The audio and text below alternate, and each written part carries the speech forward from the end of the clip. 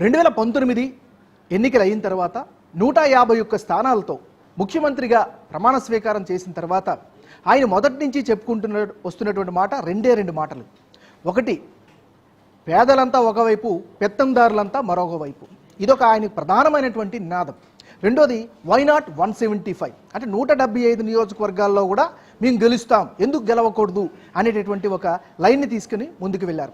So నేరుగా సంక్షేమ పథకాలని అన్ని కుటుంబాలకు చేరవేరుస్తున్నాం, ఖచ్చితంగా ఇదొక సంచలనాత్మకమైనటువంటి ప్రయోగం, ఖచ్చితంగా మేమే గెలుస్తామంటూ చెప్పుకుంటూ వచ్చారు. మరి ఇన్ని వేల కోట్ల రూపాయలు పంచిపెట్టినా కూడా 151 మంది సొంత పార్టీ ఎమ్మెల్యేల సైన్యం ఉన్నప్పటికీ కూడా జగన్మోహన్ రెడ్డి ఈరోజు ఇంత అత్యంత దారుణమైన ఘోరమైనటువంటి వైఫల్యాన్ని మూటగట్టుకోవడం గల కారణాలేంటి విశ్లేషిస్తే దీనిలో 3 రకాలుగా మనం అభివర్ణించవచ్చు. ఒకటి, పబ్లిక్ మేనేజ్మెంట్, రెండోది పొలిటికల్ మేనేజ్మెంట్, మూడోది పోల్ మేనేజ్మెంట్.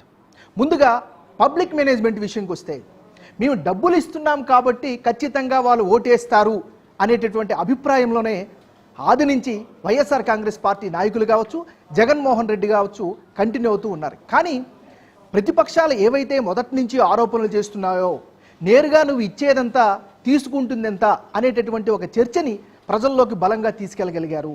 మరీ ముఖ్యంగా ఇన్ఫ్రాస్ట్రక్చరల్ వైఫల్యాలపైన చాలా చిన్న చూపు చూసే ప్రయత్నం జరిగింది.